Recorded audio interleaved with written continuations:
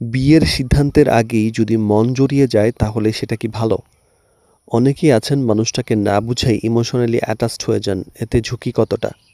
তো ইমোশনাল অ্যাটাচমেন্টটা একটা স্বাভাবিক বিষয়, কিন্তু মানুষকে ভালোভাবে যাচাই না করেই যদি আপনি গভীর অ্যাটাচমেন্ট তৈরি করে ফেলেন তাহলে কিন্তু সিদ্ধান্ত নেওয়ার ক্ষমতাকে দুর্বল করে ফেলতে পারে। তখন দেখা যায় যে অনেক রেড ফ্ল্যাগ যদি চোখে পড়েও তারপরেও সেগুলাকে ইগনোর করতে শুরু করেন। তাই অনুভূতি থাকা সমস্যা না, কিন্তু অনুভূতির কারণে বাস্তবতা দেখতে না পারাটা একটা সমস্যা। তো ম্যারেজ কেরিয়ার বিডির আমরা বিবাহ বিষয়ক জটিল প্রশ্ন সহজ উত্তরের ৪৩তম পর্বে আজকে কথা বলবো ইমোশনাল অ্যাটাচমেন্ট আগে হলে কি কি সমস্যা হয়। তো অ্যাটাচমেন্টের আসলে জাজমেন্টকে প্রভাবিত করে ফেলতে পারে।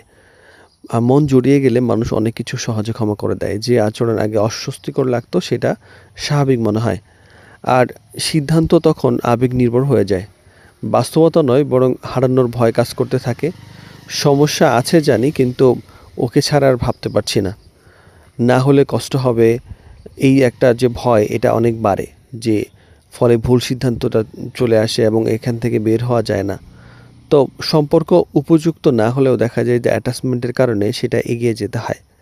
আবার সময়ের আগে গভীর যোগাযোগের একটা ঝুঁকি বেড়ে যেতে পারে। যত বেশি ইমোশনাল একটা ইনভেস্টমেন্ট হয়ে যাবে, তত বেশি কিন্তু আসলে অবজেক্টিভিটিটা কমে যায়।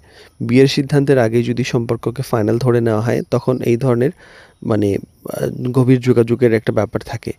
আর অনুভূতি থাকুক, কিন্তু আসলে যাচাইটা চলুক। মন, মস্তিষ্ক দুটোই কিন্তু ব্যবহার করতে হবে। ভালো লাগা আছে, কিন্তু গুরুত্বপূর্ণ বিষয়গুলো যাচাই করা আ আ প্রয়োজন আছে।